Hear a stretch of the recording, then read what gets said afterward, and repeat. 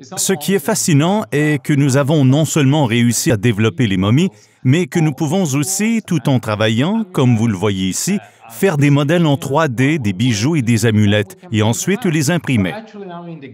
Nous avons donc les momies, toujours préservées et enveloppées, dans les présentoirs des galeries. Nous voyons ici des objets imprimés. Vous pourriez dire, mais le raffinement et les détails de cette impression sont moins bons que nous l'aurions cru. Il y a une bonne raison pour cela. D'abord, les modèles 3D sont faits depuis un scan CT d'un corps. C'est un scan CT médical. Comme je l'ai dit précédemment, nous devrions maintenant utiliser un scanner industriel afin d'avoir des modèles 3D plus détaillés. Lorsque cela sera fait, nous pourrons même envisager d'imprimer en métal, puis sortir les colliers, les amulettes et tous les bijoux en or, tout en gardant les momies intactes.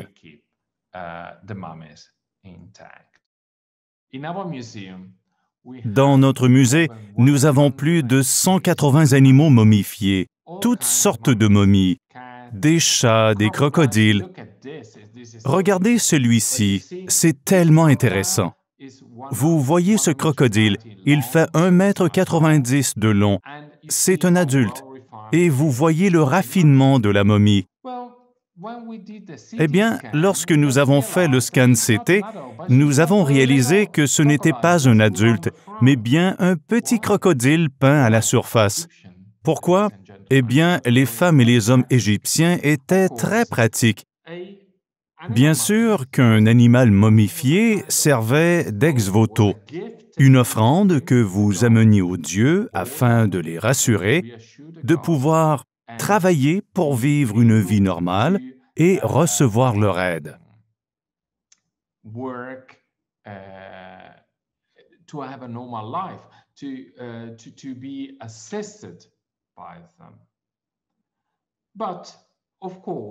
Mais, bien sûr, ceci avait aussi de l'importance pour la société dans laquelle vous viviez. Disons que la société vous voyait donner une superbe offrande aux dieux. Vous étiez vu favorablement. Et vu de l'extérieur, le crocodile paraît parfait, mais vous voulez épargner de l'argent. Ainsi, vous avez juste un petit crocodile. Les vivants ne remarqueraient pas cela, et vous espériez que le dieu Sobek serait tout de même satisfait de vous. Donc, le gain est double. Vous épargnez de l'argent et vous atteignez votre but.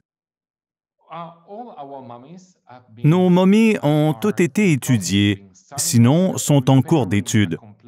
Nous préparons actuellement un catalogue complet de nos momies animales que nous avons toutes scannées. J'aimerais vous montrer un scan CT d'un chat d'à peu près 2 ans. Regardez d'abord ces magnifiques bandelettes extérieures, soigneusement faites. Nous les avons analysées et avons été en mesure de reconstruire même les couleurs. On peut voir du rose sur le visage et certains détails. Rien n'a été oublié.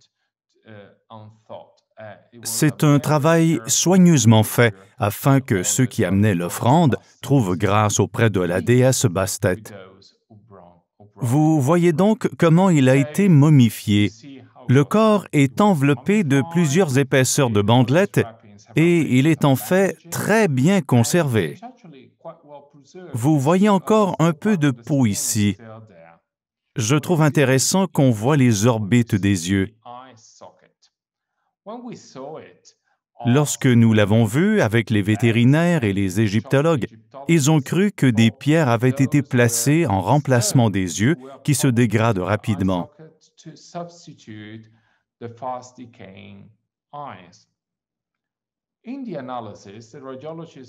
Lors de l'analyse, les radiologues pensaient par contre qu'il ne pouvait pas être d'une substance dure, mais semblait organique, ce qui implique en d'autres mots que ce sont les restes des yeux, toujours préservés. Mais nous n'en sommes pas certains. Les égyptologues et les vétérinaires ont une opinion et les radiologues en ont une autre. il nous faudrait entreprendre une microanalyse invasive afin de comprendre si ou comment une partie des yeux a été préservée. Mais nous imaginons que c'est impossible, puisque cela altérerait quelque chose de parfaitement conservé. Donc, ceci reste un sujet de recherche à développer.